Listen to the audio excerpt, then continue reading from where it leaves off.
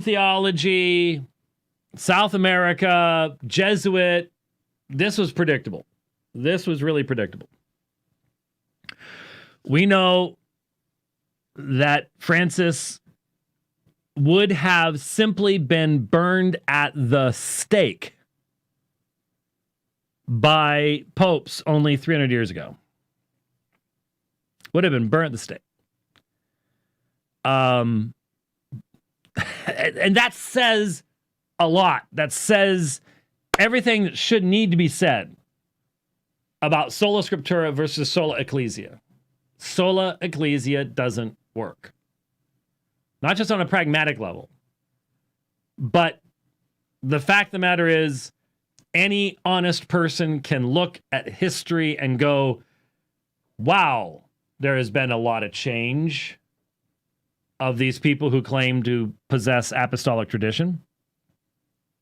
But here you have a situation where you've got two living popes and no person can honestly look at Ratzinger, look at Benedict and Francis and say, yeah, these guys are on the same page. No, they are not. They're not in the same book. They're not in the same continent. But here's the problem. There are lots of folks out there in the quote-unquote Christian web who just love jumping on the most recent thing that Francis says, and they can say whatever they want, and they can spin it any way they want to, because they are never, ever, ever, ever going to be sitting in front of 1,000 people with a sharp Roman Catholic apologist at the other microphone, equal time having to answer questions. So you don't have to worry about what the context of what the Pope said was or anything else. You can just throw it all out there and spin it the way you want to, and you don't have to worry about it. That's not my situation. And so I think it is relevant, the Pope's comments that were just released regarding proselytization and conversion and gospel preaching and things like that. But let's keep a couple things in mind. This is not an official papal pronouncement. This is not the Pope exercising his magisterial authority. And the problem is, almost all of the comments were based upon Google Translate. Now, I don't know if you have ever used Google Translate. Google Translate's really good at some things and it's really bad at others. And, for example, it's really bad at Latin. It'll recognize Latin.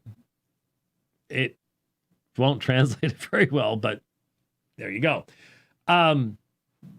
So what you've got is based upon people's interpreting phrases that come out of Google Translate. Now, do I think that the gist of what he was saying has come through? Yeah, pretty much so. But does that mean that we need to be careful and say, if what the Pope is saying is this, then it might mean this? Yeah, it's, again, what the Pope says to reporters on an airplane is important. When the Bishop of Rome addresses the issue of homosexuality on an airplane and says, who am I to judge? That is important.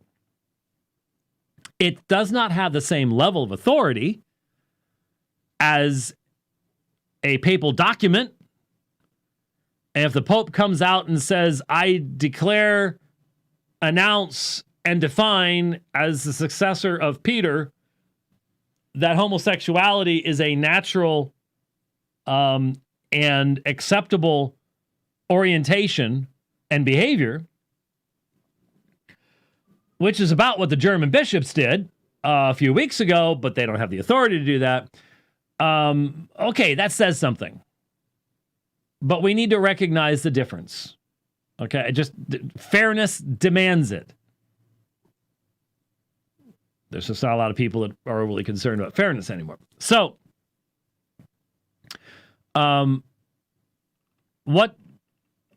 just a couple quotes from it. Speaking of having Jewish and Muslim friends, we are all the same, all children of God. Well, that's Frankie. Frankie said that about atheists.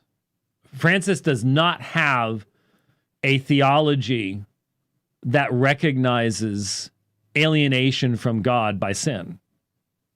He really doesn't. I mean, he has to sort of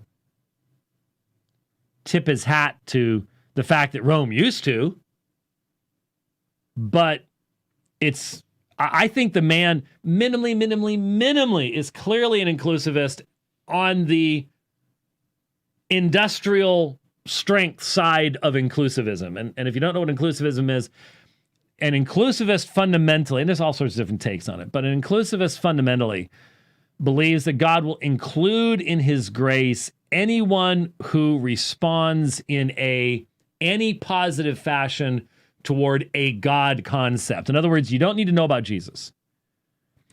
A Muslim's faith in Islam, they may not know who the real Jesus is, but they're still having faith in God. That'll be accepted. Buddhist faith toward whatever, that'll be accepted. So an inclusivist would say that any positive religious behavior, and so an atheist that has his kids baptized,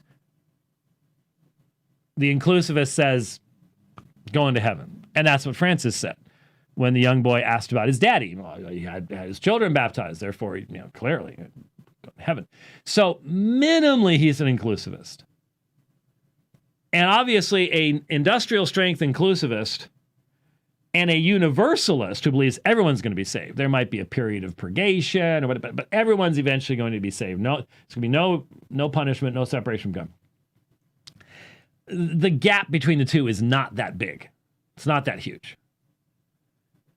And so I think he's probably a universalist, but minimally an industrial strength inclusivist. He's as much as said it. Has he placed that in a dogmatic teaching? No. But is the man himself constantly making comments that indicate that is his personal belief? Yeah. Now, the old-style Roman Catholic apologists say, but he'll never teach it as Pope. So you can't go to what the Pope is saying. You can't go to the Pope's commentaries on what's going on in the world, anything else. You can't trust any of that. It's only if he says, I declare, announce, and proclaim. That really makes infallibility completely worthless. And you know it. And you know it. So anyways, we are all the same, all children of God. He plainly does believe that. It didn't occur to me, and it doesn't have to be like saying to a boy or a girl, you are Jewish, you are Muslim, come be converted. Come be converted. We are not in the times of the Crusades. And he talks about lining Muslims up and having a priest and a baptismal, which obviously isn't exactly a baptismal in the biblical sense, but that's another issue. And a soldier. And this is the time of the Crusades. That type of thing actually happened. This is terrible. That's not where we are today. So that's part of the idea of conversion in his mind, is forced conversion. In front of an unbeliever, the last thing I have to do is try to convince him. Never. Now that's where most people are going, so what were the apostles up to? What was the purpose that they had in going into the marketplace and engaging in debate and that type of thing? I don't know. But listen, never bring the gospel by proselytizing. Now, what does that mean? Well, one thing we know beyond a shadow of a doubt that it means is it's not what happened in the Crusades on either side. So you've got that, but that's not really happening. Okay, in some Muslim contexts, you might make the argument, but that's not really happening. So he's reacting to something modern. And so a lot of people have just automatically assumed that his use of the term proselytization is the same as our use of the term proselytization. That we're saying the exact same things. And I think that's pushing it a little bit. You might want to try at least to allow him to define his perspective on it some and interpret it in light of his. If someone says they're a disciple of Jesus and comes to you with proselytism, they are not a disciple of Jesus. The church does not grow by proselytism. But he does also say toward the end,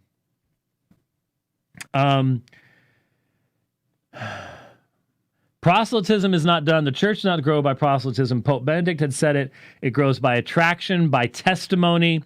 Football teams proselytize. This can be done. Political parties can be done there. But with faith, there is no proselytism. And if someone says to me, but why? Read the gospel. This is my faith, but without pressure. So, obviously, the Pope does not have a biblical view of man, does not have a biblical view of the gospel. He is far left. But I do wonder what it was like. I do wonder what it was like.